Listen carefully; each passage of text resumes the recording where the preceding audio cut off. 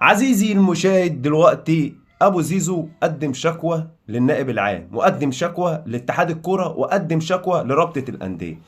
ليه؟ لان الكابتن احمد شوبير طلع امبارح عمال يزعق على قناه الاهلي وزعلان عشان عشان زيزو. طب ما زعلتش ليه يا استاذ احمد على رمضان صبحي؟ ما زعلتش ليه على شيكابالا؟ انت طلعت قلت رمضان صبحي لما النادي الاهلي وجماهيره شتموه في الملعب بالام، وفيديوهات كانت طالعه. طلعت قلت له حط قطنه في ودنك وركز في الملعب عشان مش هتعرف تكلم الجمهور، اصلا الجمهور بيعشق النادي الاهلي.